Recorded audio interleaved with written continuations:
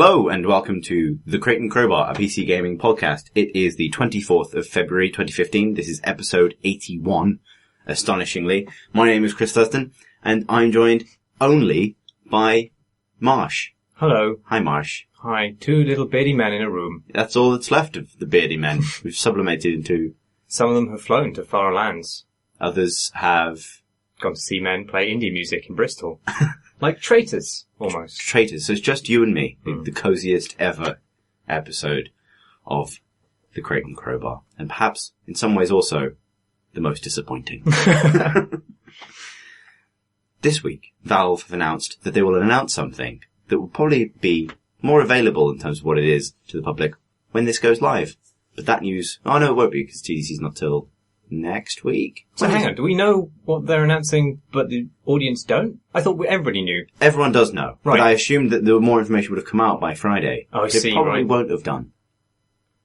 Will it? I don't Who care. knows? Anyway, Valve have announced that they're going to be finally showing off the finished version of the Steam controller, Steam boxes, or Steam machines, and VR at GDC, which is the most substantial delivery on something Valve announced years ago that everybody forgot about this year. How have they managed to deliver the whole VR thing? Because I thought they canned the people who were leading that project. I thought they lost some of them to Oculus.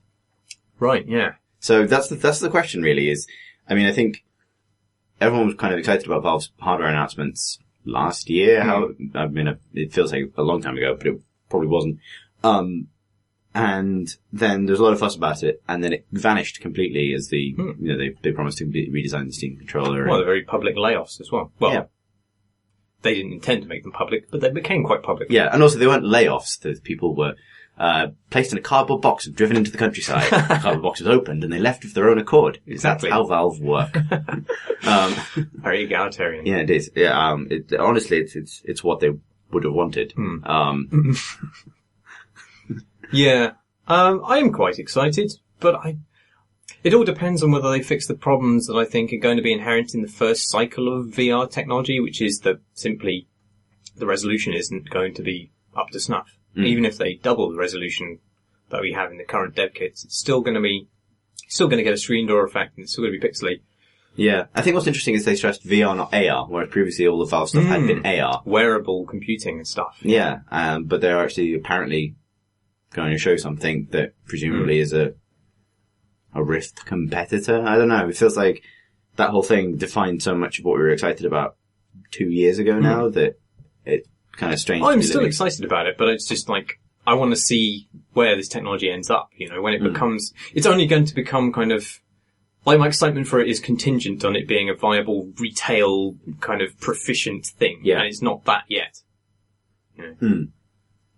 It's funny, really. The whole thing seems to have stalled. Like, Google Glass sinking beneath the waves of... I saw a person wearing Google Glass.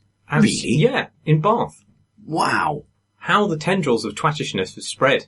I mean... Even into the countryside. Wow, what was he doing? Or she? He was walking. Oh. And looking superior. That's hard to do wearing a Google Glass. I've actually never seen one in real life. Well, it wasn't objective superiority. It was clearly subjective superiority that he was attempting to project, but failing. Yeah, do you have any idea what he was using it for? No. Could have been doing anything. No, probably scanning me. Yeah, but I guess that man, notwithstanding the kind of failure of AR as a technology that people actually want, seems to have, I don't know, seems to have taken some of the wind out of the sails of what everyone was talking about 2-3 years ago now, which was that by now we would all be wearing our phones on our faces. And our consoles on our faces. Well, there's been the incredibly successful Kickstarter of that Pebble smartwatch. Yeah. Which is baffling. Like, isn't that a complete step back from what the proposition of all the wearable computing was? Google Glasses seems much more attractive and interesting to me. I wouldn't wear Google Glasses, but that seems a lot better to me than a fucking smartwatch. I don't know how smart the watch can be yet. I suppose watches are something people understand and have a place in society where it's kind of like wearing a camera on your face that delivers you real-time information about the people you're looking at is maybe a step too far socially. I don't quite understand. Yeah, I don't know. Watches seem like a vestige of the past. I mean, your wrist's not doing anything else. No, this is true, but I know. the point at which wearable computing becomes interesting to me, like, not VR aside, like AR I'm talking about, is when it's completely transparent and you are interfacing stuff, with your brain. Yeah. Say. Yeah, replace my eyeballs. That's what I want. Yeah, laser eyes. Yeah. But that's not actually, the laser eyes are a bit of a stretch, but actually the controlling things with your brain is getting more, kind of close. Did you see that video of the, I think it was from DARPA, had 2 amputees, mind controlling fucking mechanical arms. Arms made out of pure electricity. And yeah, they were able to kind of, pour water. They weren't kind of plugged into their nervous system in any way. They were just wearing a harness. I think it was capturing presumably the whatever electromagnetic energy is produced by your nerves. I'm not a biologist. You may have noticed my grasp of the actual facts. It latched onto the Phoenix Force, empowering every human being. Exactly, yes. And, yes. Yeah, but it's still a million miles away from being viable for anybody. I mean, but like, in a decade, the stuff that DARPA will be kind of trailing for release a decade thereafter will be the fucking Deus Ex shit. Yeah, but right now it's arms don't really work and kickable dogs. Yeah. Like robot dogs you can kick That seems to be the favourite thing to do to poor big dog. Sorry for it. Exactly, and that's how it all starts and ends. Big will remember this. Big dog will remember this. Telltale have been partially bought out by who is it? Owns the Hunger Games and Mad Men, and I've completely forgotten the name of the Lionsgate. Lionsgate, that's the one. Hoping to make smart shows or super shows, that's right. That doesn't sound like a Microsoft pitch from 3 or 4 years ago, does it? Yeah, that does sound doomed to failure. But then, I try not to be as mean to Telltale as I am routinely. Yeah. I mean, but, they haven't really done anything really good for a while. Well, it's... Actually, people seem to like Tales from the Borderlands, so I don't know, I bet it. It's because they haven't mechanically evolved in a way, and there seem to be lots of obvious ways that they could fix or tweak or move on from their current template that frustrates me. I think, remember the contrast between the first time I played a Telltale game on this podcast, or like the Telltale games post Walking Dead. I'd played Telltale games before that, but they've obviously all been total dump. But after The Walking Dead, they released a bunch of games, including Wolf Among Us. And when I first played that, I was like, wow, this is great, because I never played that formula or a thing before. And although it was very imperfect and lots of problems with it, I was kind of entranced by it. And then as soon as I got around to the second chapter, and the failings of that system became more and more kind of apparent to me, I know the love affair ended pretty quickly, and thereafter it has just been downhill. Like, they actually make me angry now, those games to play. I think the worst possible fate for those games in that studio was for that to become a template you can apply any story to. It was a set of systems that worked for The Walking Dead. It wasn't a genre in itself, or a game framework that could be applied to any television show. Just like not every television show is the same. This notion that you can kind of like mash the two together and we'll have, Mad Men, a Telltale adventure, or Hunger Games is way more likely, if not inevitable. Oh god, yeah. I mean, that's what everyone's saying, and I think it's completely accurate. That's not what Telltale should be doing. What they should be doing is being the people who are the best at matching a set of game systems to a fiction based on what that fiction actually is, not just... Because, it's going to end up as FMV adventures for this decade, really. It already is there, I think. Yeah. Do you know anything about the history of Lionsgate as a film production company? Nothing at all. Because, it seems like, I know they're a name that's familiar to me for a fairly large number of years, but I imagine that they've had quite a substantial boost in their prominence as a result of the success of the Hunger Games. So I don't know if that was just a canny acquisition of a particular property that's made them become like an actual kind of Miramax-sized entity, or what? Like a mini Warner kind of thing. Yeah. But we'd have to ask somebody, like Nathan Dighton. He'd know. He would know. But he's not here. What have you been playing, Chris? I have been playing Evolve, which was kind of, I guess, the big... Every February there's a weird shooter. It's time immemorial. We had Titanfall. That was actually March, but let's go with what I just said. We had Bioshock Infinite. That came out in February. That's not the main or most interesting thing I have to say about this game, but it did nonetheless come out in February. It's, so Evolve is, I suppose, like one of the first big AAA games of the year. It would be the more pertinent thing to say about it, and one of the first games to kind of roll out with a kind of a fanfare. It is Turtle Rock. Yeah, it is. It is Turtle Rock, yeah. You're thinking of Turtle Beach. Turtle Well, Beach. you're thinking you're about to confuse it with Turtle Beach, but you didn't. You actually got it right. Okay. So it's Turtle Beach make headphones. Yes. Turtle Rock make Left 4 Dead. Yeah. So it's quite... Can I just interrupt you then, before you get into this?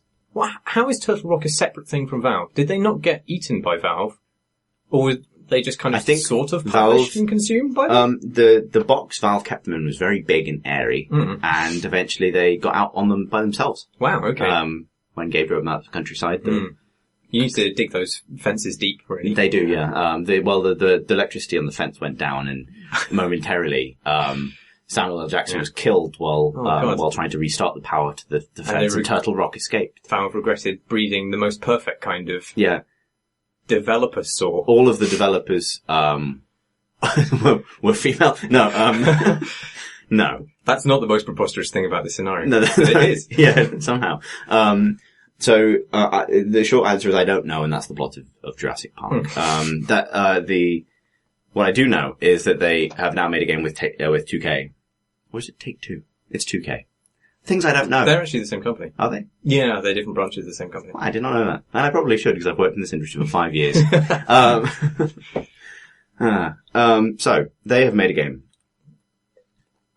Like Left 4 Dead, it's a sort of part co-op, part competitive, shooter, survival thing, but with a much heavier emphasis on competitive. Its origins are in competitive Left 4 Dead, not the Left 4 Dead most people played, which was, so it's in the version of Left 4 Dead where one team is the monsters and the other team are, or the infected and the other team are survivors making their way through a level. The pitch is that the player characters, who are, one of 4 classes, 4 players, are dropped onto a planet to hunt down a monster that's played by the 5th player. So it's asymmetrical with a single very powerful player and 4 players working in unison to track them down. I guess if Left 4 Dead is a way of making a co-op or competitive video game around just like classic zombie movie scenarios, the touchstone for this is Predator, basically. It is Predator. It's not even Alien. It's Aliens. It's 100% what if there were jetpacks in Predator. Cool. It's a really good pitch. I have a lot of problems with it. I've played about 3 hours so far and maybe some things evolved, but based on looking into the Steam stats for the game since it came out, 3 hours seems to be about what most people are playing of it. So I feel, feel equipped to deliver some judgments on what it's doing right and wrong. But like Titanfall, which was another game which had its community dwindle rapidly, despite, I would argue, its substantial merits. Evolve, when all the pieces fall together, is capable of producing really exciting, cool moments. So the example I was going to give is the first game I ever played as the monster. The way it works is you queue and you queue for a match and you order your preferences out of the 5. So I most want to be the monster, I second most want to be the medic, I third most want to be the assault guy, and so on. It was a game where I was playing as the monster, and as the monster you run around and you kill and eat wildlife to level up, basically. But you're vulnerable while you're doing that, and you kind of have to do that out of the reach of the hunters. You can sniff the air to see where the hunters are, or if they're within your sniffing radius. But other than that, you kind of got to stick away from them, but they can see your tracks. So you're running away, and you're eating things and leveling up. And I think because I was matched with some bad hunters, they didn't seem to bother me much. And I sort of first encountered them just after I'd kind of leveled up to the second tier, 3 tiers of power. And one of them sort of like ran across, I could see through the smell vision that he was running across the sort of cliff top above me, and I was in a cave. And he sort of leapt down to the valley floor below, and he hadn't seen me yet. And I sort of realized that I make a lot of noise when I move because I'm a giant monster. So it was time to kind of do something. So I sort of threw a rock at him. And then. Is that just something that's on your? It's a move, yeah. Right. Which is, I'll get into the kind of details of how that works. But the kind of and then so this guy sort of obviously will have just been, he's playing in first person, I'm playing in third person. He would just have this rock fly out of nowhere and knock him for 6. And I come charging out of the the bush is beating him up, then his team arrives, we get into a big brawl, I'm using my flame breath and kind of like throwing these guys around there, jetpacking around me, trying to lock me down. Eventually I incapacitate one of them, but choose to flee. And I run off, and I clamber up a rock face and scamper across some mesas and kind of disappear into the jungle, and they can't keep up with me. And I decide to kind of like, they know what direction I've gone in now, and the hunt is getting more aggressive. So I go stealthy, and I'm sort of sneaking around to the extent that you can, getting stealth kills on the animals, which is less likely to attract birds that give away your position, or like send up birds from the undergrowth.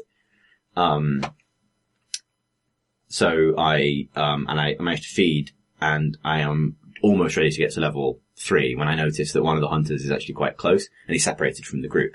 And so I'm and literally at this point, even though I'm the size of a bus, I'm just waiting behind a rock, watching him walk towards me, like not moving at all. He's probably following some footprints he's found or something. And I wonder if stealth moves the stealth attack works on players. And it does. And so as this guy turns a corner, hopefully for him, this is a bit like playing a dynamic horror game. Yeah. Because he gets pinned down a bit like the hunter in Left 4 Dead. And I just pummel him into the dust to the point where he's incapacitated. His team is miles away. And then I just leave.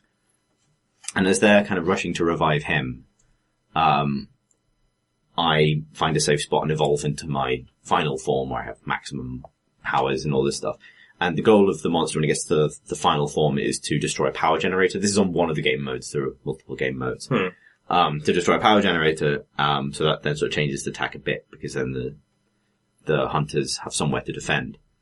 But they didn't actually find their guy in time, and so he's bled out, and there's only 3 of them left. He's respawning in 2 minutes, so I know this is kind of my time. And the power generator's in this facility that's sort of dug in the ground with multiple gantries and stuff. And I can I'm sitting on a rock overlooking it, and I can see that they're all sort of there milling about, kind of aimlessly, not really coordinating with each other and not looking for me.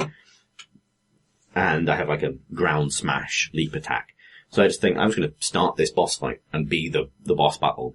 So I start the fight by just sort of leaping off this rock and just sort of like sailing in the air and just smacking 2 of them to the ground, and then like unleashing my fire breath in a huge circle and kind of completely dominating the fight. I incapacitate 2 of them really quickly, including their medic. The other one kind of backs off and doesn't seem to know how to deal with me. And I start just tearing into the generator. And then he gets closer, and I charge and like pummel him into a wall, and I feel like a complete boss, and then I destroy the generator and win the game.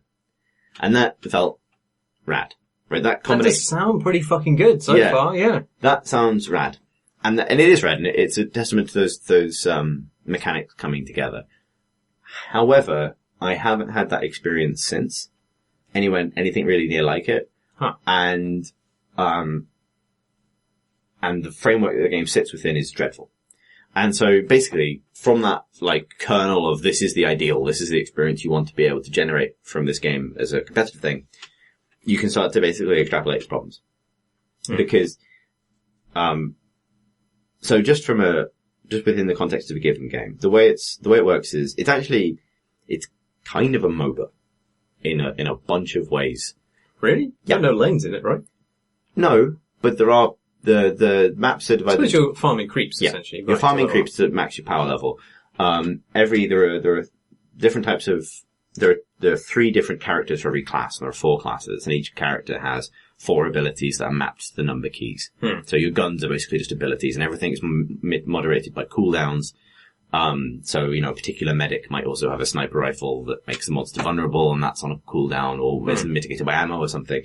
And the types of videos they run to show you how a class or a monster works, the monster's the same way. You have 4 abilities that you level up when you evolve and you invest skill points into.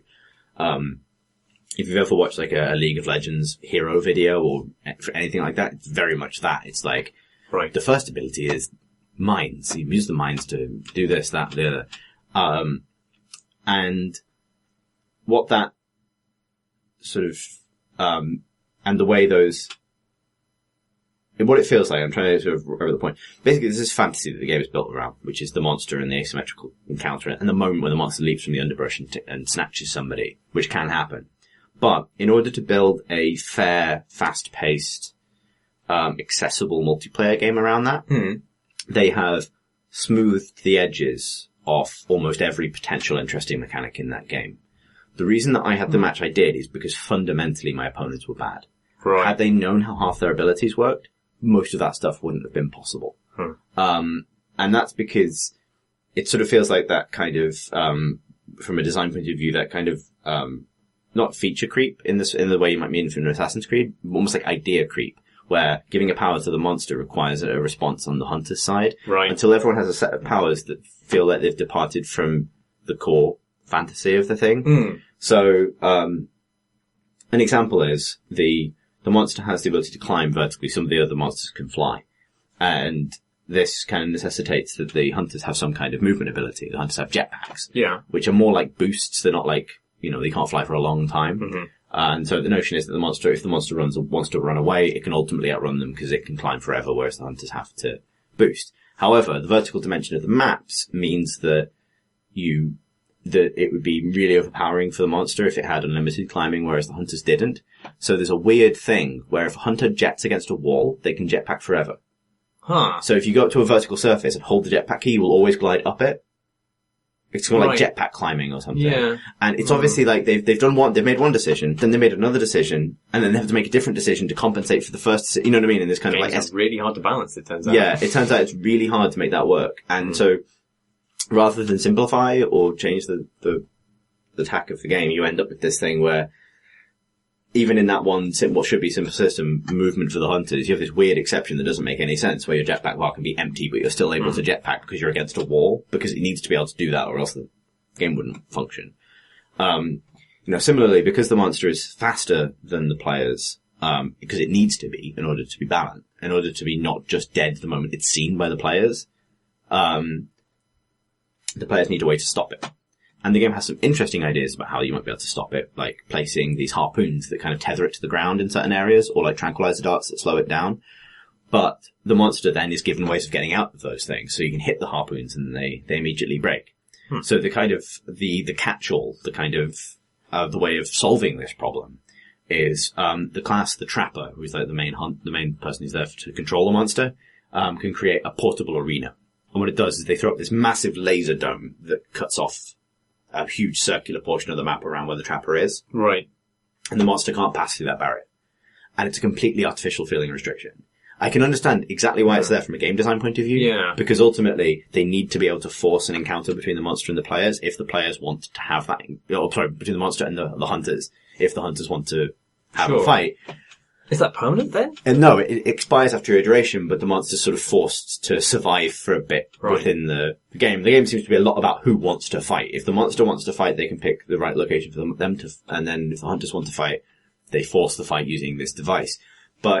And so I understand it, I get it from a balancing point of view, but it feels like at that point you've really departed from that kind of notion of what that experience should be. Like, as a monster, it's really frustrating to be confronted by that dome, because it doesn't really play within any of the rules that you've sort of set up about stalking the wilderness or anything. Yeah. And as a hunter, it's just at that point, I don't know, it feels inelegant, mechanically. And there's tons of stuff like that, like, abilities are really fiddly to use, particularly for the hunters. The first assault class you get has mines, but the mines can't be placed on certain surfaces, seemingly arbitrarily. And it's just fiddly enough to be noticeable every single time you use that ability. So there's a kind of, I'm sure some players will get good at it, but there is a inelegant fiddliness to just using your abilities that is compounded by what the game is otherwise doing. Do you think what they're going for there is the kind of level of esoteric knowledge that MOBAs normally have? Like, obviously they're departing from the kind of clarity that first-person shooters often have, and certainly the kind of games that they put out before, like Left 4 Dead. Yeah. I think, so, to maybe make a more general point, what, I think the reason it's weak, and admittedly I've mostly played the one game mode, and there are other game modes that might mitigate this somewhat, is that it's fundamentally a game about moving. I think it was Rich Stanton actually who used the Pac-Man analogy in his review, I believe, for The Guardian, which is pretty accurate. Like, it's 4 ghosts chasing one Pac-Man, while Pac-Man gobbles up pellets until Pac-Man gets the big pellet and turns around and eats the ghosts. But that works for Pac-Man, because Pac-Man can't stop. Yeah, okay, yeah. The monster can and has to. And that's very tense. Like, wanting to stop and eat as the monster, but not being sure where the hunters are creates good tension. But there's pressure to keep moving because the hunters have no incentive to not move. They just go. The moment they land, they look for the tracks and they follow. And the vast majority of matches I've gotten into, both as the hunter and as the monster, have fallen into this, like, tail chasing pattern where, the hunters are given a million different ways to find the monster. There's no subtlety to the implementation of those ideas. Like, it uses UI prompts to indicate anything that may even slightly indicate the monster, because it really doesn't want you to lose them. Including the cloud of birds? Yes. Cloud of birds? So yeah, the flock of, when a cloud of birds forms, due to a hot and, high and low pressure front, I think I missed that geography lesson.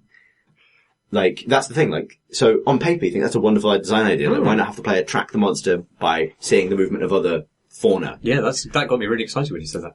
It just pops up a UI thing saying monster disturbed birds and then gives you a waypoint and a distance.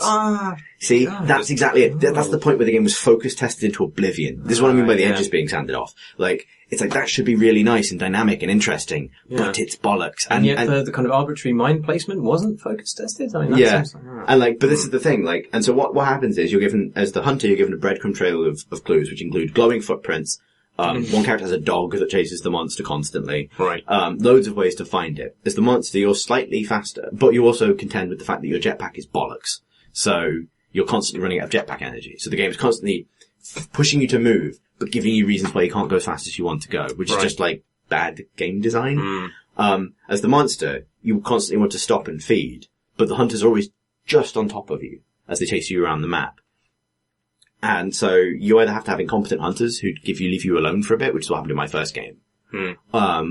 Or I guess you kind of shake them. I did have one moment where I managed to actually shake them by hanging onto a ledge as they jumped over me and went in the opposite direction because they just completely didn't notice I was there, which, I managed to pull off stealth as a bus-sized giant monster. So that was fun, and I guess there is something in getting better at that, but I suspect the experience for a lot of players when they start out is going to be, as a hunter wanting to chase and feeling incapable of doing so quite as effectively as you want, and as the monster wanting to escape and being able to only just do so as much as you want. So everyone is kind of frustrated. There's no real breathing room, but it doesn't feel tactical either. You can ping the map as the hunters by pressing Q, and it gives your teammates a kind of like little waypoint.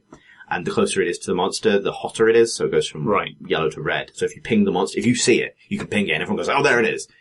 Which is fine. Yeah. But what it means is, whoever's currently got line of sight, the monster's just pinging constantly to leave a breadcrumb for the other hunters. Right. As you try and it's just, it doesn't, that's not what that chase should feel like, conceptually or from a game design point of view. And then you get close enough, you throw up the arena, you fight, you win or you lose, and honestly, I'm sure there is depth to it, but at the moment the fights seem a bit arbitrary. Who actually wins or loses when that encounter finally happens. It's a strange game. I played it for half an hour before it was released. I think I was in the beta, and it ran like shit for me, so I didn't play it for any longer than that. But I found a tremendous sense of performance anxiety with the prospect of being the monster, because it wouldn't be a good game for your opposition if you crumpled and died straight away. You want to kind of you need to fulfill the kind of fantasy that the game's putting out. You need to be a good monster. You need to be suitably threatening and yet eventually die to fulfill the fantasy that is usually played out in these kind of monster movies. But, I was just too scared to kind of do that because I thought first time I'd probably fail horribly. I had one where I just got caught really quickly. Like, I was still the baby level monster, the first tier, and I just got caught and the dome went up and there was nowhere for me to go, and the dome went up in a very open area by a river, so there's no real cover and nowhere to climb. But it's weird that one of the kind of incentives then for players creates a scenario that nobody wants. Yeah. Which is to win really quickly. Yeah, exactly. This is what I mean by conceptual flaw. Like, I was thinking about it while I was walking home, what I think it needs. And I think it needs the hunters to require something other than simply to kill the monster. Obviously, I'm talking about hunt them, the one where you do just hunt the monster. Want to kind of level up and farm their own kind of creatures or that kind of thing? Yeah, like, like, I love Natural Selection 1. I didn't play a huge amount of Natural Selection 2. And Natural Selection 1 was an asymmetric multiplayer game where the kind of marines, the humans, it was more based on aliens than Predator, but it had aliens that worked very differently to the human opponents, but it was a team multiplayer game. But nonetheless, one thing it did was create different but interesting ways in which the teams were vulnerable.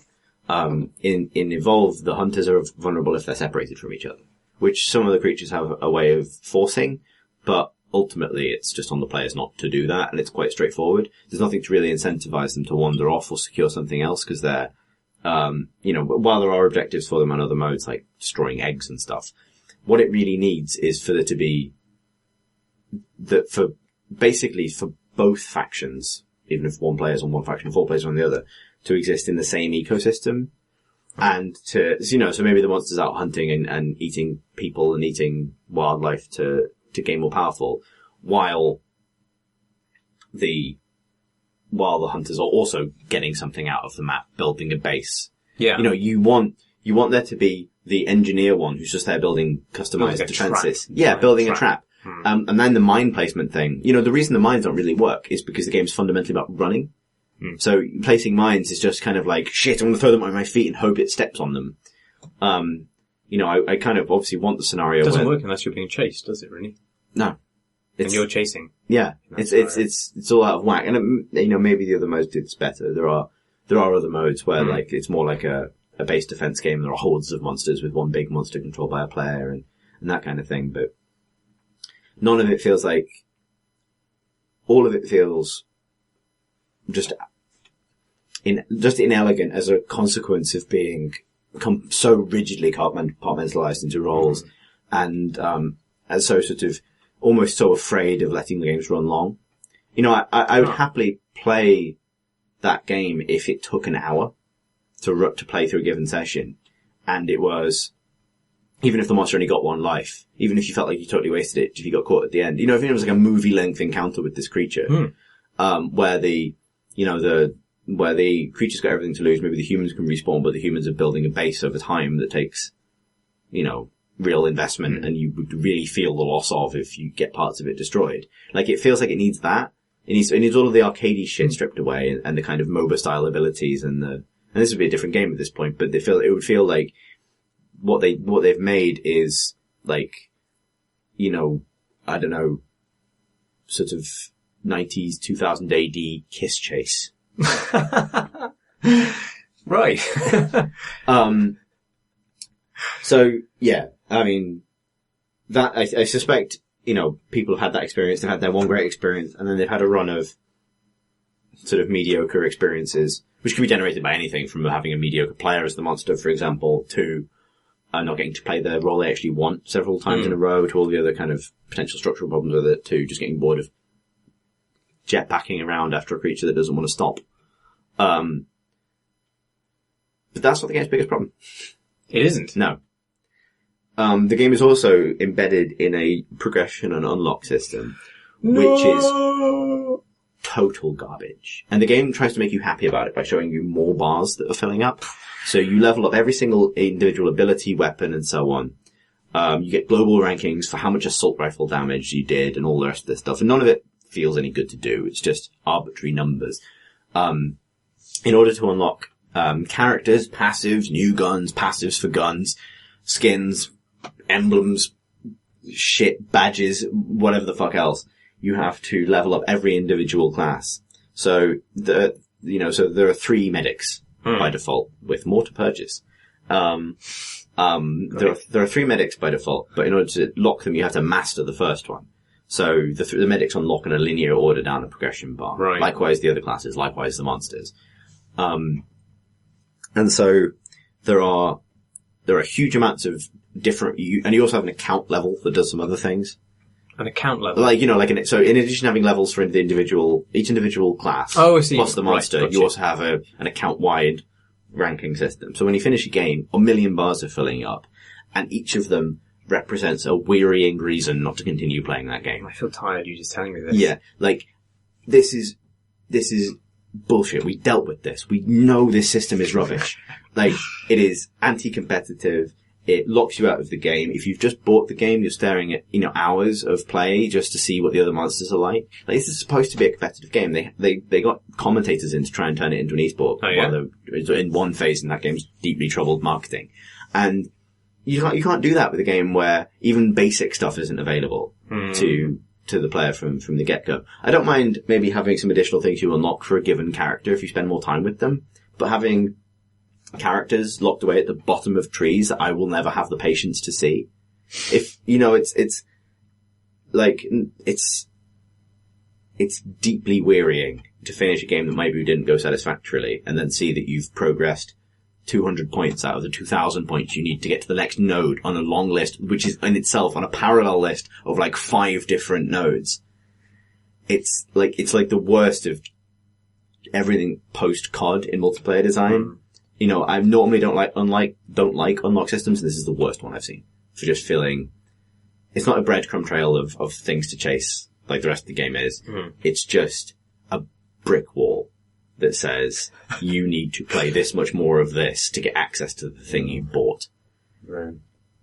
And they're selling shitloads of DLC, and it's a platform, and it's got and well documented, the worst spread of special editions you've ever seen. It's it's a. How do they fuck that up so bad? God, I don't know. The core idea is really good.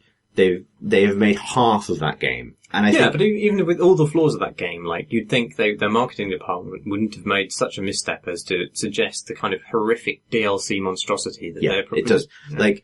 The basic game has potential, and it's the kind of thing that with a bit of love and it's the kind of thing you want to be. I'd probably be much kinder to it if it was in that kind of that stream of experimental shooters like Natural Selection 2 or whatever, where you got a 20 quid shooter on Steam that is really open to its community, and the kind of developers are working on it all the time. And yes, there may be some balance problems, and maybe the whole arena dome thing is a bit guff at the moment, but it'll be fixed in 1.2 and everyone will move on. It feels like a total conversion, actually. It feels like a great mod from a few years ago. You know what I mean? It has that kind of, when it's working, it feels like, it could be The Hunted or an amazing Half-Life 1 mod that you'd remember forever. And it has that DNA. That's where Left 4 Dead came from as well. Yeah. But so its flaws as a game, which I dwelled on quite a lot, can all be folded away in that. It can have those flaws and still succeed because, ultimately they're trying something really new, and when it does deliver that experience, it does deliver that experience. But it's clad in the worst bollocks of the last couple of years AAA shooter design. They just, the rest of it is troubled. That's the bit where they shat the bed. You know what I mean? That's the exact moment that it went from being this looks a bit precarious. And you don't want to shit your bed during a kiss chase. You really don't. Yeah, that's the thing. Maybe the kiss chase wasn't going well, but shitting yourself, that was really when you weren't invited back.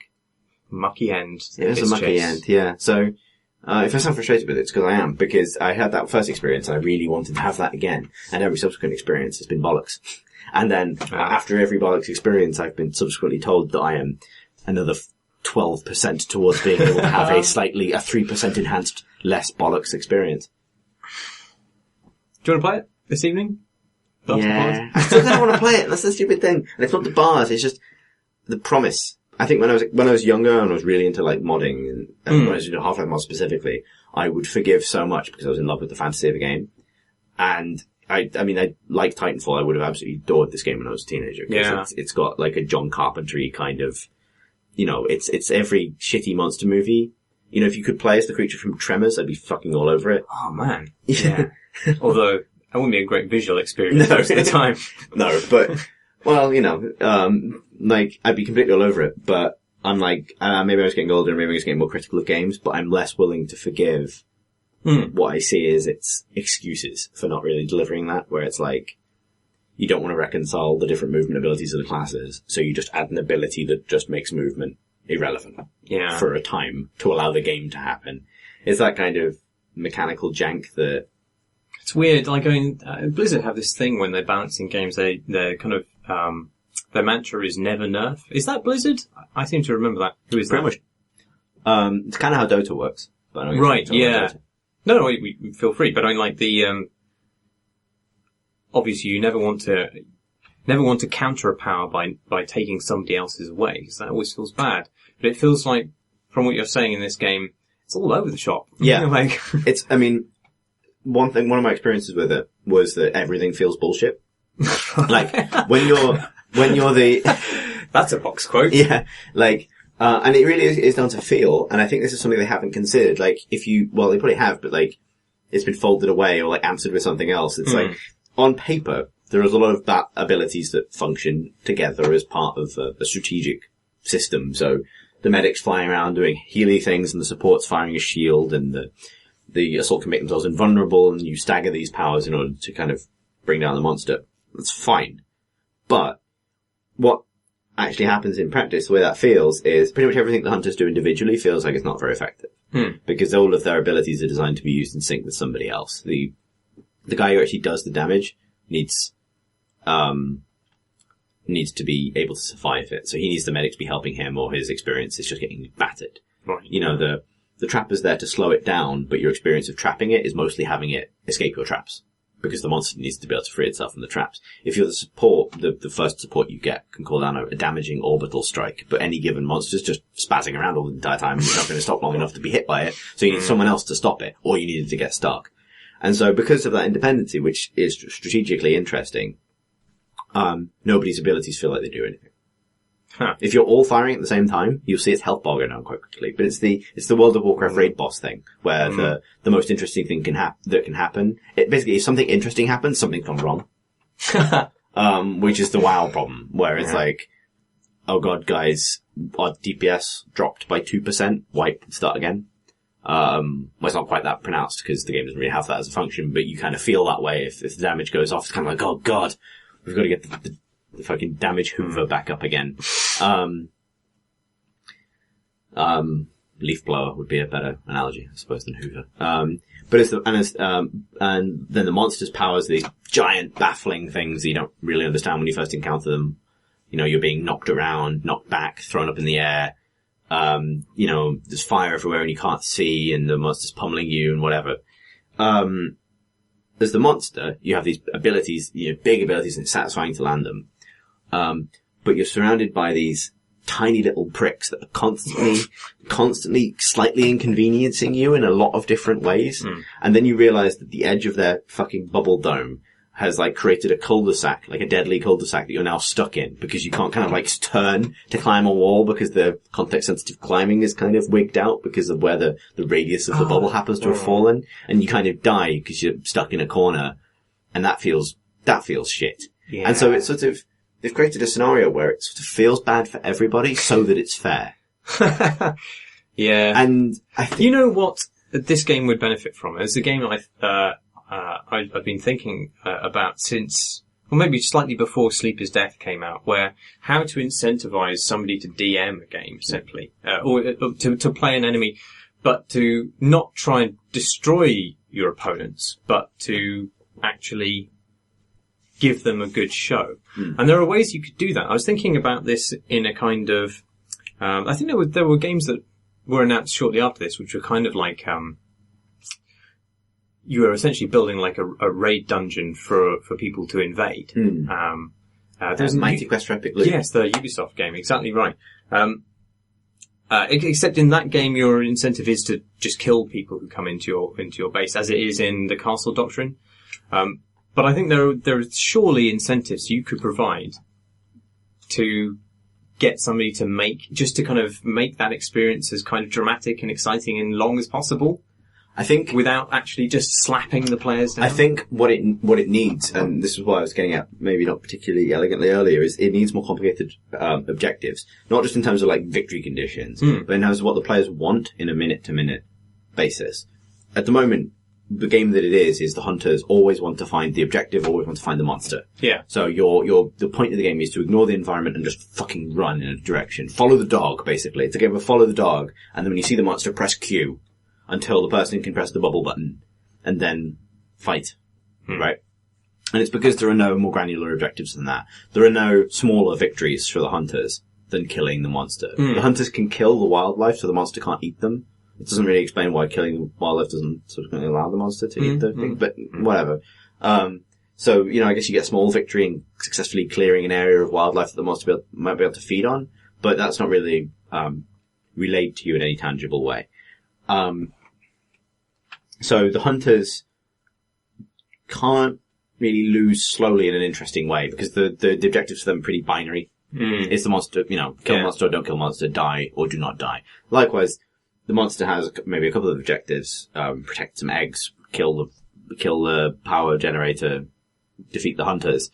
But they're pretty game-ending, binary things. Yeah. In some ways, the monster has a slightly more interesting journey, because it can be interrupted while feeding, and can have that kind of interesting experience of, I need to find some more food. It can also be like, I have enough power to evolve, but evolving makes me vulnerable, so I need to find somewhere they won't find me. So that's actually a good example of what I'm talking about. It has moments where its objectives aren't quite related to what the players are doing. It all affects each other, but what the monster wants, and the feeling of having succeeded at something as the monster, has nothing to do with what the players are doing momentarily. Yeah. That's what the hunters don't have. And for that reason, that's why I think it's so unsatisfactory, because, if there was like, the hunters were dependent on, more like an RTS, if the hunters were dependent on resources that were gathered for them by NPCs, and they arrive at the mine or whatever to find that the NPCs have been slaughtered, then they've been set back in a way that establishes the villain that they're facing, the monster. It's more like the opening of Predator or the opening of a sci-fi movie. It gives the monster something to do, and it gives the hunters a kind of a new mini objective, which is sort of secure our resource line. And when that attack doesn't happen again, when it, the monster is repelled the second time it tries, that's a satisfying mini win for the hunters. And at the moment, it doesn't really feel like there are any mini wins. It's just big victories or nothing. And that's why there's none of that dialogue, right? Like, it's why the monster doesn't really feel like it's GMing the game. Because, like I say, in that anecdote where I felt amazing because I'd kind of killed this guy and wandered off, it required him to wander off. There's no reason to do that. That only happened because he was bad. If he'd stuck with his team, I wouldn't have had the power to do something like that to him, or to, maybe in a good horror movie tradition, he just really badly needed a leak. Yeah, exactly. Well, that's the thing, right? To return to an analogy we used right at the beginning of this, there is no reason in Evolve for Samuel L. Jackson to go alone right, yeah. to the power generator to become an arm. Like that's that really classic horror scenario of like, I've got to do this one by myself or wandering off, isn't incentivized by anything the game really makes you do. There's no moment where like, oh, the sensors have gone off on the east perimeter, someone needs to check that out, but we can't leave here. Like, that's what it needs. It needs that moment. And it doesn't have it, because it's just like, well, we'll all just wobble /jetpack /double jump /glide over there. Oh, anyway, the dog's going in a different direction, so let's just follow the dog instead. Oh, and also the UI has just told me that birds are over there, and the birds always mean the monster, so we have to follow the birds now. Lame. Yeah. Apes across the board. Yeah, that's weird. Yeah. Let's play it. Yeah, okay. What have you been playing, Marty? I've been playing a very different game to that. I've been playing Medieval Engineers, which is the sequel to the also still unreleased, still in early access, Space Engineers. But you can guess from the name that it is not set in the distant future of space-based building, but is based in the medieval era, where you build castles and siege weapons. And it's weird because only a couple of weeks ago I was playing Besiege, which is this great kind of really cute, fun, physicsy sandbox where you build siege engines and attack castles, and you can kind of like just control a siege engine basically and kill sheep, pop sheep. And I was thinking while I was playing that, man, I'd really like this game if I could not only build siege engines, but build castles as well. Because there's such an exciting history of kind of the arms race between siege weaponry and walls. And walls. Yeah. Their natural enemy. Exactly. And lo and behold, this comes along. So it's a first person game, and it's in this lovely landscape, and you can just kind of pick from a selection of different prefabricated things. It's open to the Steam Workshop, so there'll be more prefabricated things that you can plug together in the future. And you just build your castles, and then you can smash the shit out of them.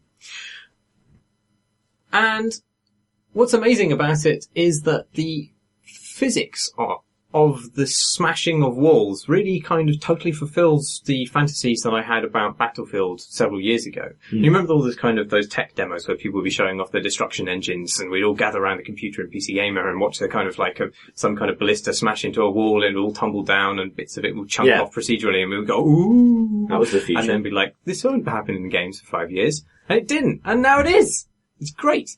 You can, and everything is like structurally dependent. Things have kind of resistances, and weight and stuff. And so you can't build your castles really badly because they will just fall over.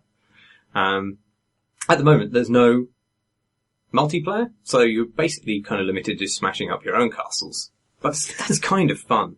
There's some things about it as well, like there's some of the, blocks that they have. There's quite a restricted number of blocks in this early access build that you can put together, and some of the kind of stuff that they have already doesn't really fit together. Like I've not found a way of really plugging round towers into other structures in a way which you can access their doors. Right. It's kind of important. But you can make things that look good even if they aren't functional. But obviously I want something that looks good and is actually a functioning castle. I've gone up a massive mountain and built this kind of fucking austere looking promontory on the very peak of it.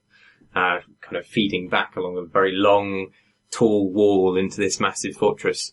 Looks fucking rad. Castles are cool. They are cool. They're very cool. Do you know what would be fucking rad? An idea I just had. What's that? Evolve, but Castles. medieval, and the monster's a dragon. Ooh! Somebody make that. Yeah. That would be fucking hot.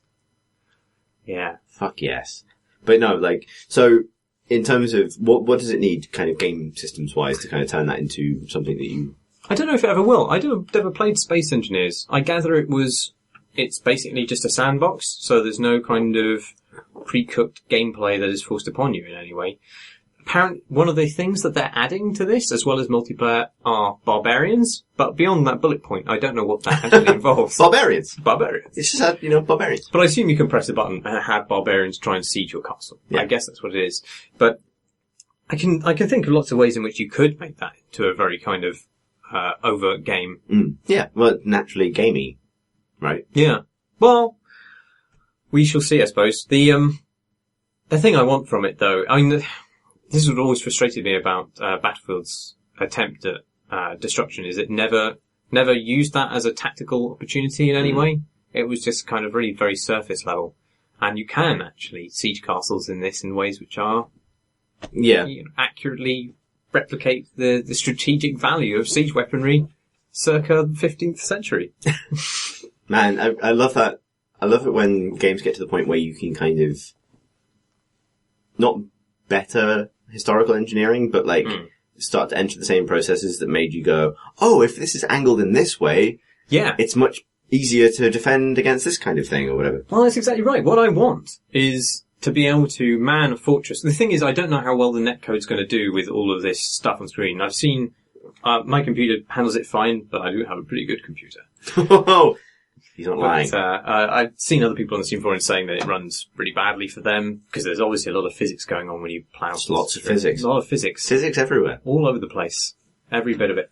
But I can't imagine that's going to run terribly well when there's if you've got a team of 50 people. Well, I want to have a fully manned castle and have it fully attacked by players. That's my ideal. The thing is, that's not far off, right? I mean, we can do this stuff now. Maybe that won't be achievable in this game, but 5 years, we will have that. That's kind of what EverQuest Next was trying to do.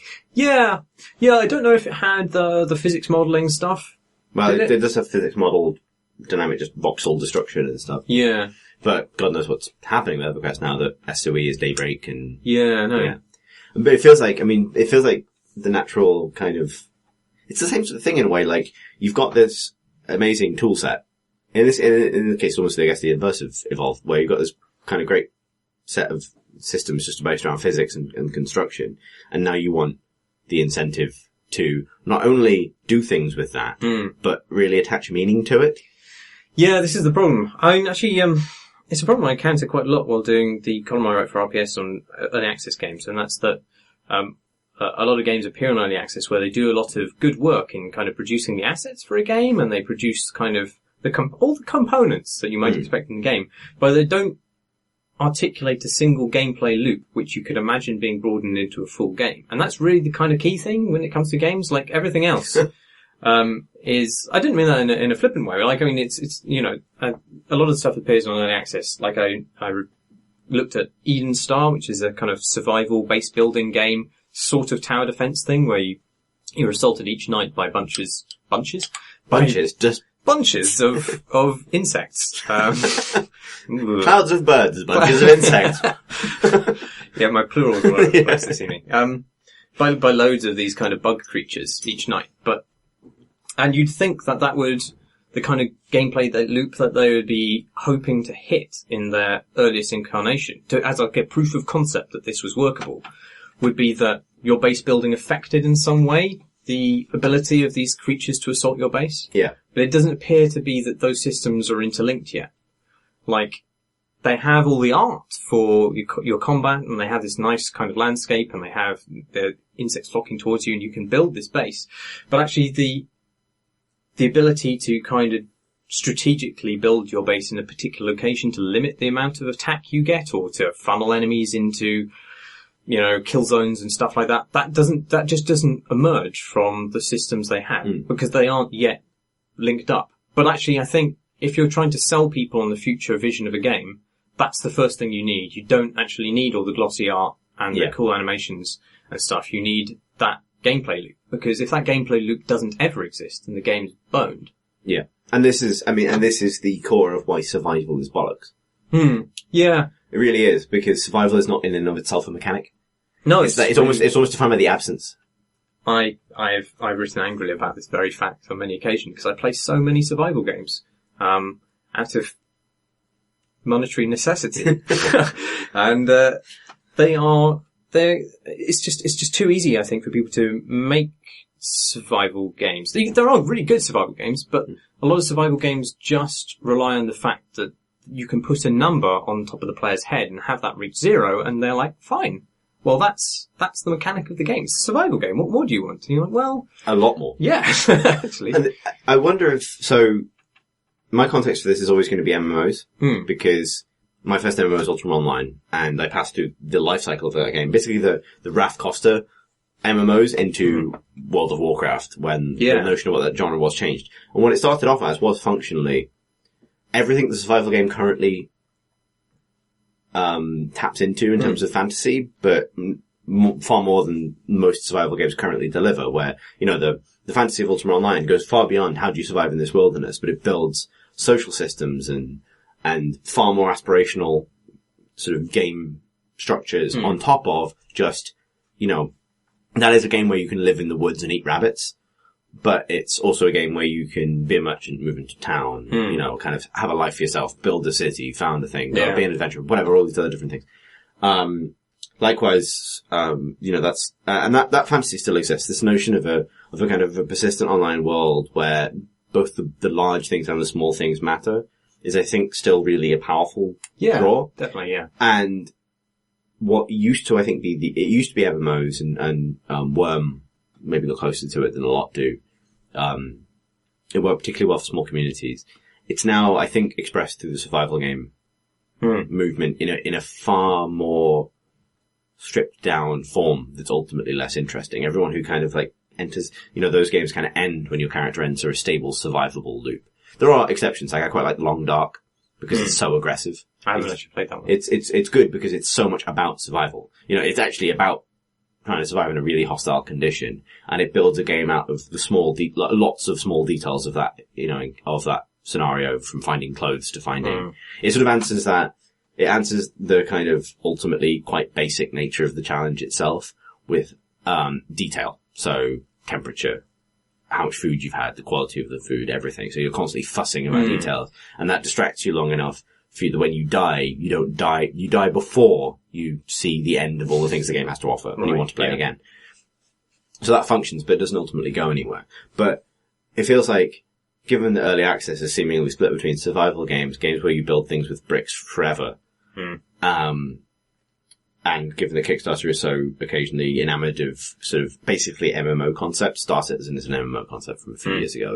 It's the dream of Eve with walking in stations. These ideas are all one, really.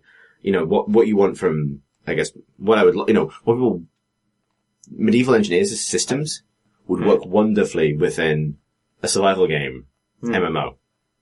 Like, they bleed into each other eventually, and you want the reason you're defending your castle because you care about it, because that's where you live. Yeah.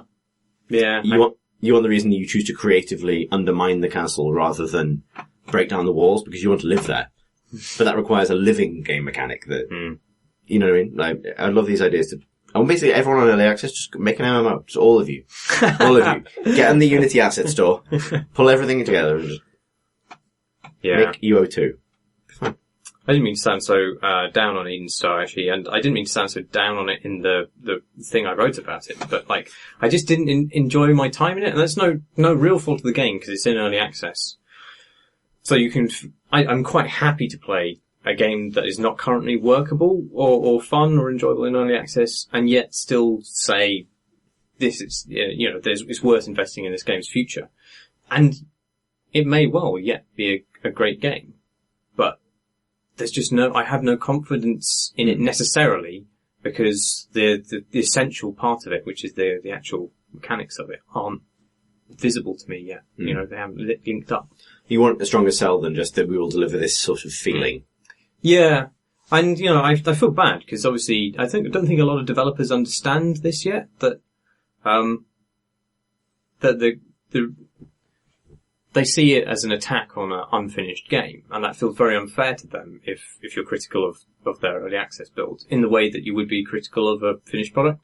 But you're still asking people to invest money in some kind of dream, and so I think it's fair to say, is it fun to play now, and to speculate on the prospects of it achieving what it hopes to. Yeah.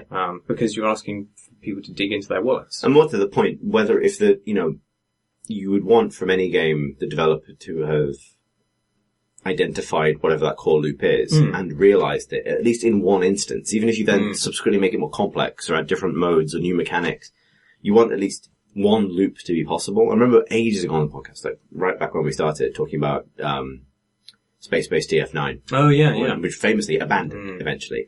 And I was so disappointed by that game. I bought it the moment it went on Steam because the notion of Dwarf Fortress with an interface that humans can use in space was like, so I'm down with that. I really would like that. And not only the base game was totally incomplete, because even though you could build rooms in space and ultimately have them populated, there was no game there. There was no reason to do any of those things. There was no way to kind of play a session, to kind of feel like you'd completed a loop. What I look for now in an early access game is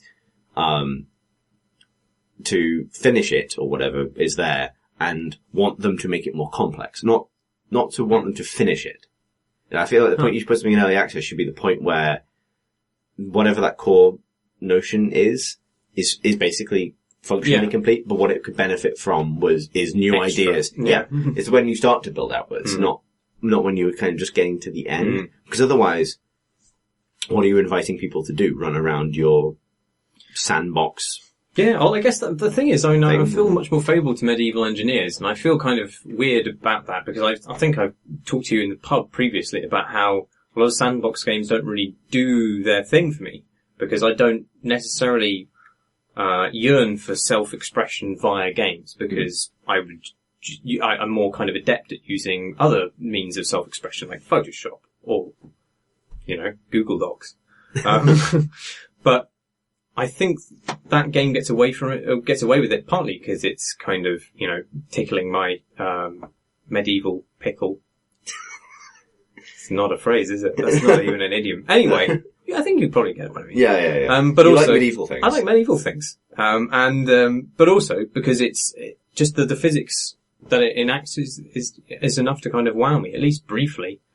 And, so I think I've given it kind of like a bit of a free pass. But as I like a fulsome functioning game with any kind of incentive inbuilt into it isn't there. It is just a sandbox game. I mean, maybe that's the exception, that a sufficiently kind of compelling construction tool can be fun in and of itself. And it's that in that case, the space-based analogy is that space-based the act of building the space base in space base, which is fun to say, is not fun. You are drag selecting rooms, and the rooms, you maybe choose where a pot plant goes, but your kind of creative engagement is below a certain threshold. And that threshold is sort of key. If you're really engaged in the things you were saying about medieval engineers in terms of tolerances and kind of the materials really mattering, then that in itself is worthy. Like the best example of that is a game that's just leaving early access very soon, which is Kerbal Space Program, which I honestly believe is one of the best games on the PC,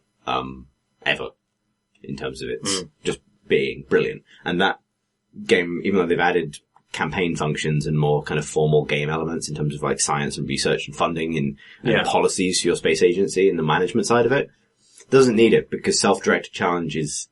It was always modelling something interesting. Yeah. That you couldn't get from any other kind of experience. And modelling it to just a sufficient degree of complexity that setting your own goals was enough, where it isn't in other kinds of games. Like, a lot of survival games assume that setting your own goals will be enough when your own goals are not fade to black. And that's not interesting. Whereas, I've been seeing, now that Kerbal's coming out, I'm seeing people in the office play it probably for the first time for review. And that's really interesting, watching the shit rockets they're building and kind of wanting to help but not wanting to intrude, because I played a lot of that game and I remember the shit rockets I built. And in learning, I expanded my brain and learned how rockets actually function, which is, it's a similar fantasy at that point to the medieval castle thing, right? I guess what medieval engineers does need is the barbarians button, which is the equivalent of launching your rocket in...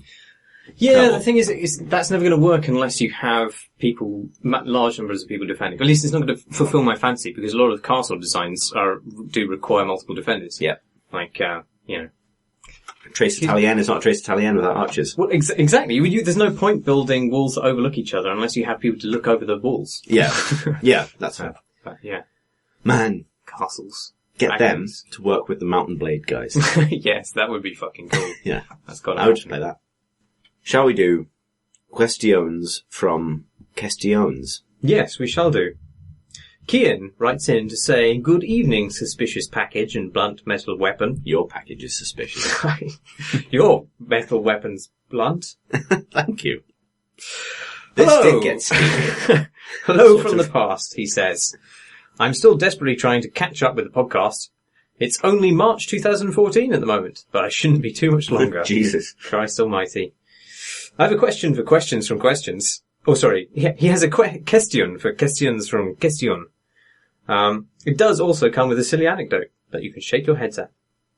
Have you ever been so incredibly excited for a game to release, but for whatever reason were unable to play it in a manner that you were happy with, your computer or internet isn't good enough, etc., to such a degree that you would wait until everything is just right to boot it up?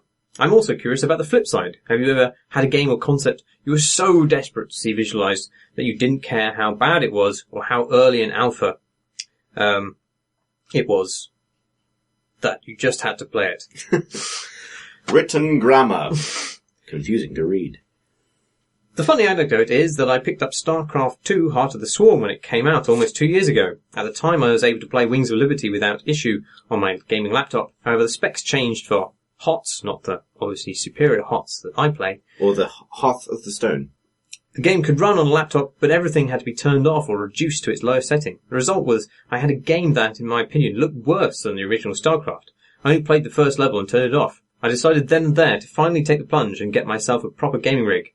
Fast forward to the present day, which is 2 years from then, and for various reasons, moving country being one of them, beside me sits only an almost gaming rig. I have had to wait another month or two before I can afford a decent graphics card. Hell, by the time I finally get to play HOTS, again the inferior HOTS, Legacy of the Void might already be out. I don't know what Legacy of the Void is. It's the next StarCraft game. Oh, right, I thought they'd finished with that. No, it's a trilogy. Oh, God, right. All because I wanted what I thought was the right experience. Isn't human stubbornness a wonderful thing? Keep up the entertaining work. I'll hear you in 2015. And he also proposes a toast for ludonarrative dissonance. Hooray! Hurrah! Oh.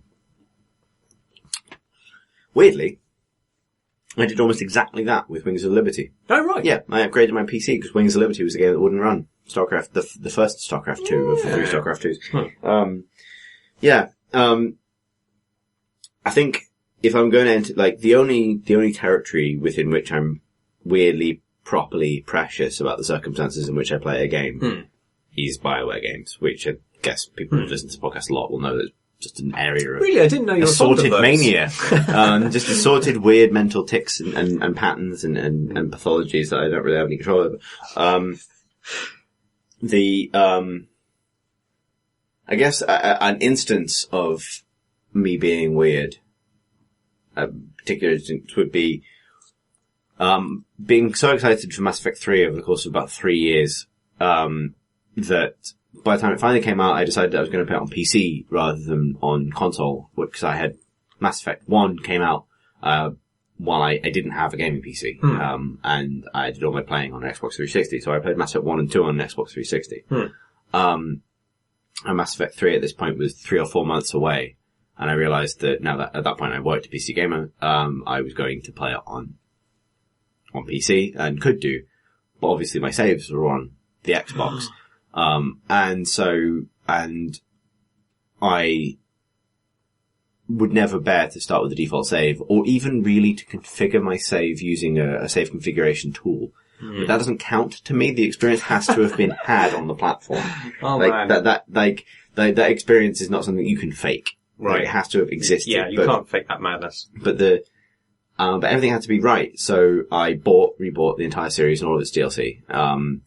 I got a USB stick, plugged it into my Xbox, made an image of the Xbox hard drive, hacked that image to get access to the Xbox save files, opened the Xbox save files in a text editor to gain access to the number string that indicated what Shepard's face looked like, translated that number string into, because the first Mass Effect doesn't actually indicate the values for given sliders. They are calculated from 0, where 0 is the center of the slider. So a face might go to plus 50 or minus 50 or whatever.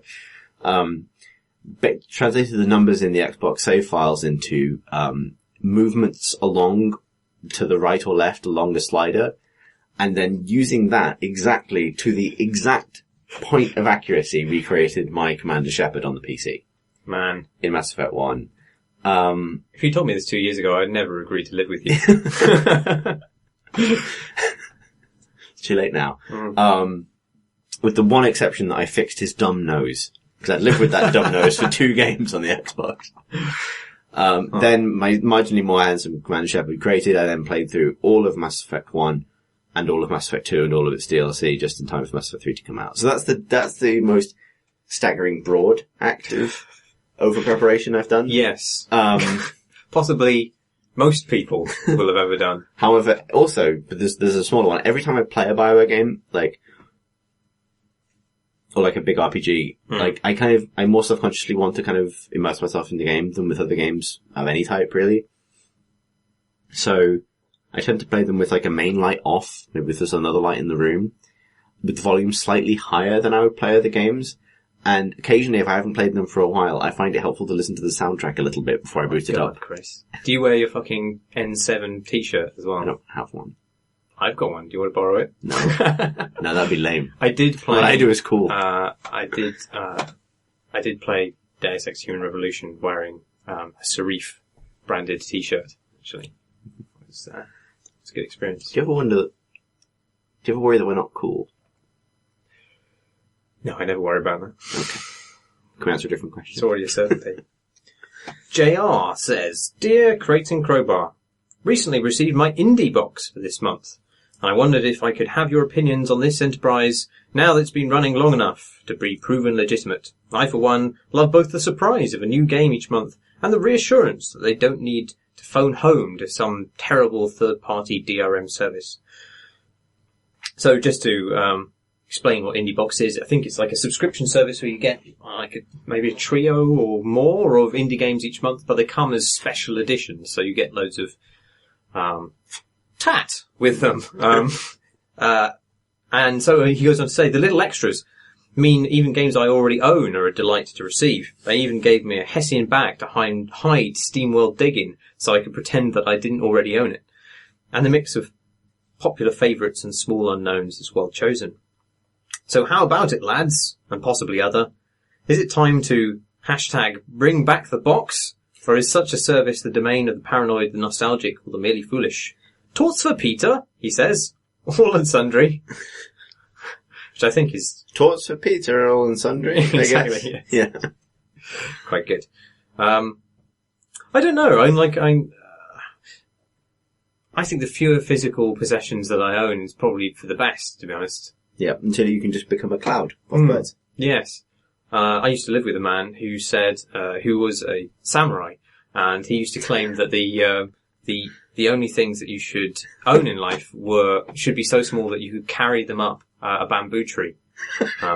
That didn't extend to his motorcycle that he had, but he did repeatedly crash his motorcycle. So I think in some way that was his innate philosophy trying to work itself out through a midlife crisis. What a tragedy. This is unrelated. What a tragedy it's been that kind of such a romantic and noble notion like the samurai. When I hear it, I now just think midlife crisis. Yeah.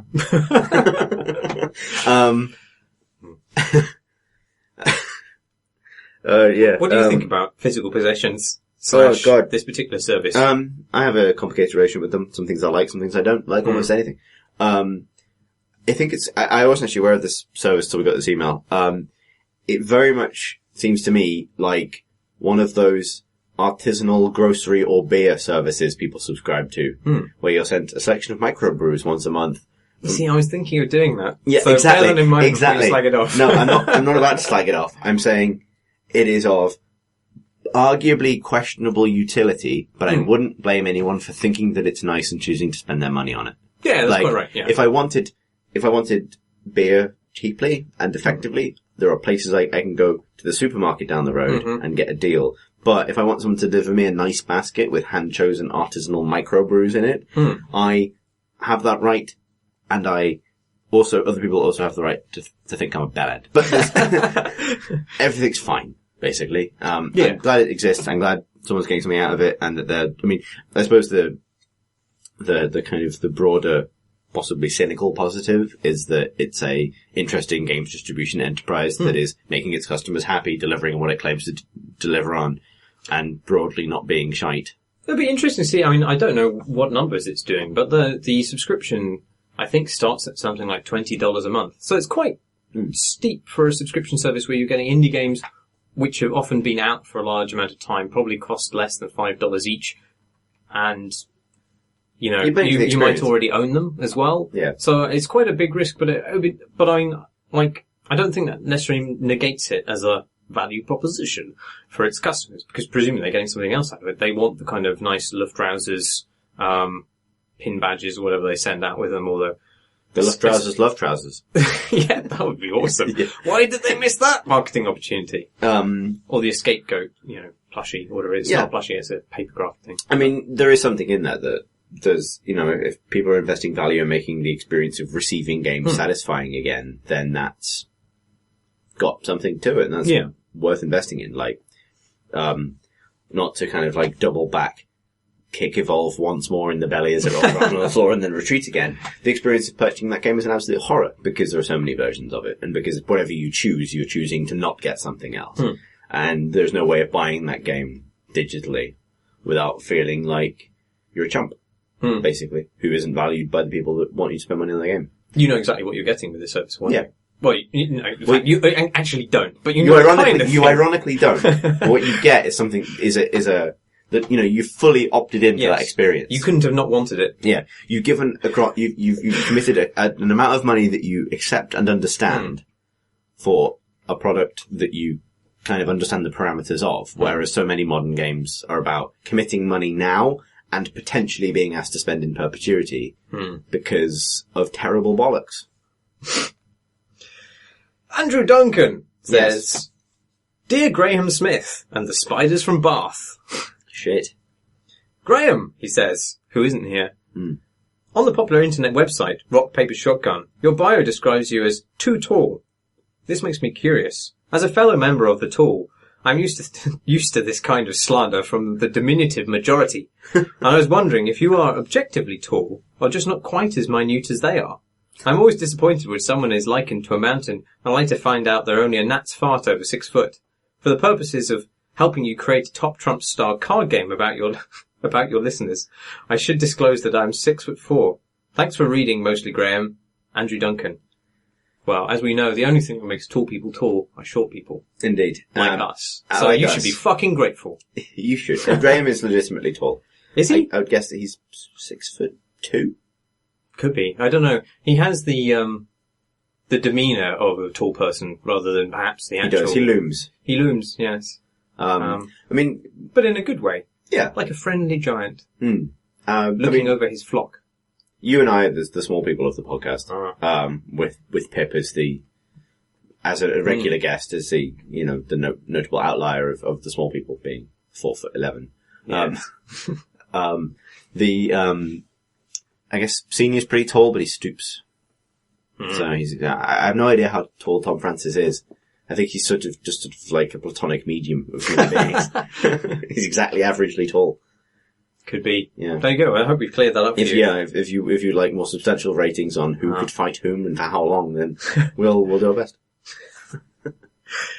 Ben Monroe says, "Gentlemen, I've noticed a strange thing happening to Steam recently. For many years, games created in the land of the rising sun had been woefully underrepresented on Steam until recently. Searching the term JRPG will now return a multitude of results. Popular JRPGs such as Final Fantasy, Valkyria Chronicles, and the YS series? What's YS? Ys, I think. They're all available at fairly reasonable prices. And it's not just JRPGs. Anime, visual novel, and hentai were tags I'd never expected to see on Steam. So what is going on? How come there is suddenly a PC audience for Japanese games, and have any of you braved the strange taste of the JRPG or visual novel? Cheers, guys. Ben Monroe. I haven't played any visual novels. I played some games. I forget what it's called now. It's not Princess Maker. It is the other one, Queen. Long Live the Queen. Long Live the Queen. Yes, and there are a bunch of games of those ilk which are really interesting. I suppose that I don't know what the exact parameters of a visual novel are, but they are more like choose your own adventures with some kind of stat modelling going on as well. So you kind of go down this pachinko set of choices, but also each pachinko set of choices allows you to upgrade certain parts of your personality so that when you encounter skill checks later, that you can succeed or fail them. And I found Long Live the Queen to be absolutely fantastic, really, really enjoyable. Although I didn't really get on with the manga art in it, which I thought was cutesy and foul in the extreme. So I don't know. I don't know if there has been. I mean, is there really a Japanese resurgence so much as? I think it's more that Steam got bigger. Yeah. Opened its doors basically to everything. I mean, the sort of notable ones I can think of is something like, and I still don't know how to fucking pronounce this, Recitaire, which was the game about running an item shop in a JRPG, which was one of the first Japanese indie games to get ported both to the PC, or there might have been a PC game originally, but specifically translated into English. And that was cool. With regards to JRPGs in general, I think recently there's been a run of pretty late Final Fantasy ports. So the various Final Fantasy 13 games. If you're not familiar, Final Fantasy 13 is 3 games. And apparently they're pretty much all dump. I know that Sam from PC Gamer reviewed Final Fantasy 13 too, recently and had some kind of, bored, tired and upset and frustrated epiphany while trying to solve a giant clock puzzle. It made no sense. So those games, I think, I suspect the reason they're coming to PC now, the reason that Final Fantasy VII has kind of dropped onto PC and that there are more of these games arriving is because publishers have realized that it really makes no sense not to have your game available on Steam if you possibly can, because someone will buy it. It doesn't make all of those ports good, and I don't think it really constitutes like a cultural shift. Not that not necessarily necessary. Like, I've played JRPG style games my entire life, just on different platforms. But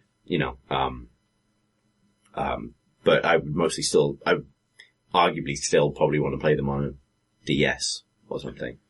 Yeah, it's weird how fitting they are for that platform, and not really. I can't imagine sitting down and playing Fire Emblem on a PC. Really. No, actually, maybe I can. Fire Emblem's the exception because Fire Emblem's fucking great, and the fact that there isn't an equivalent on PC is a genuine problem. But but more broadly, like the experience of like, that combination of, I might dig it out for the show notes actually. There was a really interesting, it's very, very technical, but there was an interesting article, today I found via Twitter. I'll try and dig it out, which is just technical documentation for Final Fantasy VII's engine.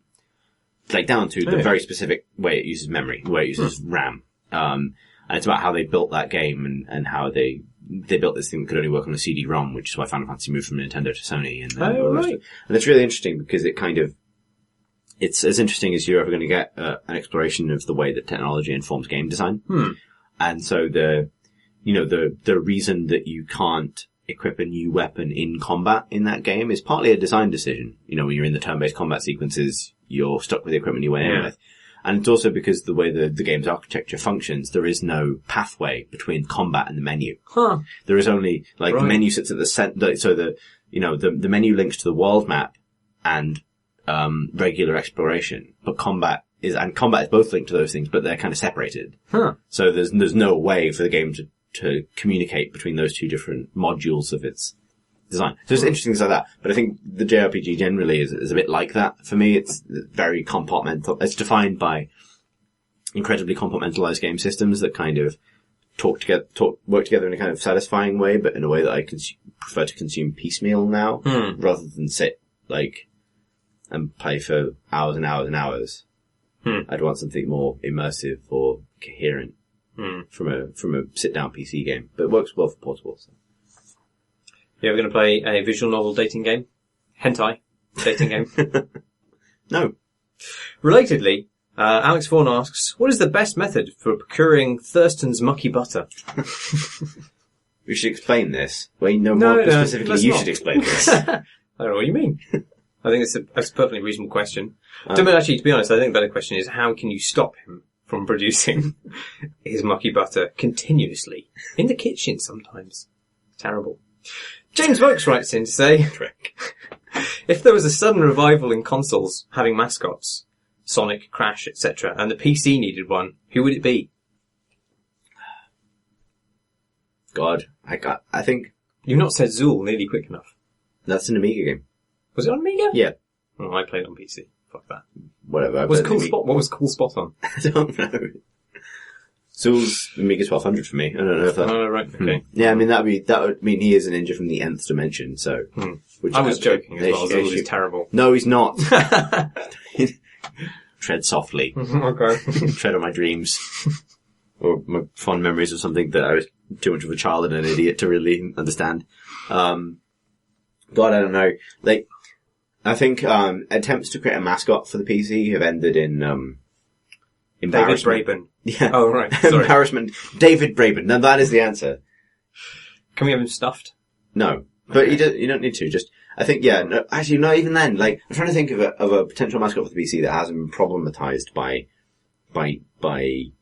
questionable behavior from one part of the internet or another. In Braben's case, it's not Braben himself, but the notion of the kind of, genial patriarch dreamer of PC gaming, forever tarnished by the failure of Goddess. I mean, you can have Gabe Newell because then you associate yourselves with parts of Reddit that can often do one. And then... This is amazingly segueing, isn't it? It is, yeah. What do you pick? What represents the breadth and diversity of PC gaming? Do you pick Spelunky Guy? It's better than fucking Gordon Freeman, is it? Do you remember the years and years and years when people were picking their, the top 10 best characters in video games? Gordon Freeman would be in there, despite the fact he literally doesn't have any personality whatsoever. Yeah, he is 100% a cipher for the player. Yeah. And the fact that that's probably good reason. If the arguments for that had been exactly that. Yeah, but at that point it's that Time Person of the Year cover where they made it you. You know what I mean? So,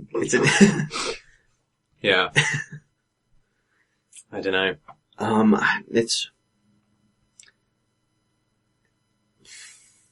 I don't know, you want something, because, really it is that kind of you thing, because if there's anything that, I'm quite resistant to notions of what defines the medium, because I think, for me, gaming on PC is defined by having every option. Yeah. You know, it's the non-partisan approach, and people desperately try and make it partisan. But what's so good about it is it's very diverse. Right? Yeah, you know, if you want to play console games, you can with a pad. Go for it, do it. If you want to play the most hardcore Sims, do it. If you want to play hentai visual novels, do it. Like I don't fill your boots. Don't fill your boots. That's a terrible use of boots. I've got tissues. But the point is, there's no one symbol that kind of sums that up, other than, I don't know, somebody making decisions for themselves. Craig McCormick writes in to say, PC Master Race, discuss. For reasons that I may have just gestured at, that whole concept is bollocks. You know, I hate it, but I hate it not because it is in any way tasteless, although it clearly is kind of like a tasteless phrase to swing around, because it obviously it does explicitly reference eugenics and those sort of issues. But it annoys me because its acquisition by a large number of gamers as something positive goes in the face of the fact it was intended as irony. Joke. Yeah. Like, it's just completely, there's nothing more, I don't know if you had this when you were a kid, but like when you're in the kind of like the playground and you make some kind of like rakishly witty, but also self-deprecating observation about yourself. And someone else buys into it. Yeah, and some lunkhead says, wow. Yeah, you're right. I'm going to think that I made that observation about you and mock you for it. And then they mock you for it. And you're like, you didn't win this. Yeah. But you're so stupid that you think you did. But I gave this to you because I was trying to be funny. But you don't understand that. That is the most annoying thing in the entire universe. And it is something that every short person understands. Yeah, yes. Yes. It's the moment where you go, God, someone's going to have to help me with that shelf. And they go, because you're really small. Like, yeah, brilliant. Yeah. But then, you know, PC Master Race, the people adopting that, not realizing that it was obviously a joke about the self-seriousness and superiority of PC gamers, potentially, is the most depressing fucking thing. Yeah, I mean, for that reason alone, for the sake of preserving irony and eradicating stupidity, it should be banned. Not because it's offensive. It's pointless tribalism, and it does nothing to advance the hobby or even really explicate your hobby. Something that something I'm sensitive to now that I've spent a significant portion of my life answering emails from Gamergate, is that, you know, people get a lot from feeling like they belong in a community and there's a community there for them that represents their beliefs, and that, you know, I'm in no position to judge what people choose to assign themselves to, because I was a member of the Star Wars role-playing community for several years in the mid-noughties, which is like, you know what I mean? Like, glass houses. Yes. Right? Yeah, like, what people choose to kind of assign themselves to. And to a degree, asking them to be critical about the language they use in terms of master race and so on, is asking them to introduce a degree of historical context and sensitivity that is previously completely alien. And in a way, it's not that it's irrelevant, but it is secondary to the emotional need that community is fulfilling, which is the need to feel like you're part of a group. The problem emerges when it's the master part of it, really is the problem. It's the notion that you're superior to somebody else because of the games they enjoy versus the games you enjoy, when that's complete bollocks. And there really is no backing it up, and also you don't need it. If you enjoy something, you enjoy it on your own terms, and you're no better or worse than anybody else. Like the fact that, you know, I went through this phase of my life where I didn't play PC games at all, and now I'm the deputy editor of PC Gamer, doesn't impact my ability to be critical about games. My interest in being critical about games came from the Xbox. It fundamentally came from AAA games. You know, the first game I really cared enough about to want to write about was the original BioShock, and then like the original Metro. And, you know, like, the notion that your consumer decisions, and this is really the core of a lot of problems with gamer identity in general, the notion that your decisions as a consumer have anything to do with your tastes or sensibilities or identity as an aficionado of a culture is bullshit. Like, why should that be the thing that determines what you're eligible to enjoy or not? Like, it's fast food as far as cultural identity comes. It's easy and it's right there, and there's a subreddit full of people who'd applaud you for doing it. So much so that when PC Gamer have an editorial saying, let's try and like, you know, Cool it, guys. cool it. No more kind of forceful, Momentarily, I believe the PC Master Race subreddit adopted the Luftwaffe's flag as their logo to protest our protestation at their use of Nazi imagery. Like, no, fuck you, we're going to use more Nazi imagery. Which, at this point, you've gotten in a one-upmanship competition that ends badly for everybody. Like, who wins there? Like, what's the point? But again, they're being the lunkheads who don't quite realise the context in which they're making these things. Like, you're still losing. You're just losing harder now. Yeah, exactly. They double down on losing. But you think you're winning still. Yeah, it's like, your experience of games is divorced from the decisions you make as a consumer. Your ability to think about the games you play has nothing to do with how much money you've spent. And you have every right to be proud of your rig and to want to show off the cool cooling system you've built yourself or whatever it is. But that does not make you better than the person who is sitting in their pants playing Destiny on their PS4. In no material fact does it make you better than them. Says a man who occasionally does play Destiny. I got up at 6 o'clock in the morning to play Destiny in my pants because I needed to farm Glimmer prior to the expiry of the Iron Banner event because I wanted a shotgun. Right? I'm not fucking better than that. I understand that. Yeah. And that's why PC Master Race is bullshit. We're all in the gutter, but we all look to the stars. Yeah. And then grind stars so that we can unlock bigger stars for hats. The end. The end. And that's all the questions we have. It's all the podcasts we have. And it's all I've got time for. We want pizza now. Yeah, please, let's get it. Yeah. In our faces. You can send us emails if you want. Shall I do this bit? Oh, I don't know. Go on then. Alright, so if you want to send us a question, you can do so. And we'd warmly invite it. Please do. Please do. It's always a pleasure. Sorry, I'm confused. I'm sorry, I'm flagging. I'm going to start this again. This is hard now. I don't know. Maybe our like booze per person ratio has increased. We've broken the booze per person. Blah, blah, blah. That's even hard to say. Oh man, shall I do the ending? No, it's fine. It's Okay, fine. right. It's fine. If you'd like to send us a question, and you should, you can email us at questions@creatingcrowbar.com. You can leave a question on the forum at creatingcrowbar.com. Oh god, I should have bought booze for 2 people. creatingcrowbar.com/forum, which is where our forum is, and people are. The questions can be. You can tweet us at creatingcrowbar. Very, very small questions. Short questions that fit in 140 characters or less. Alternatively, should you wish to do so, you can follow us as individuals, both in person and on the internet. There's only 2 of us this week. I'm at Thursten, that's CTHURSTEN. I didn't think you need to clarify there was only 2 of us this week. I think if they got this far, they probably have realised that. I was really reminding myself. Okay, thank you. I'm at Marsh Davis. It's DAVIES. Thanks for listening, everybody. Thank you. I appreciate it. We're very sorry. Bye.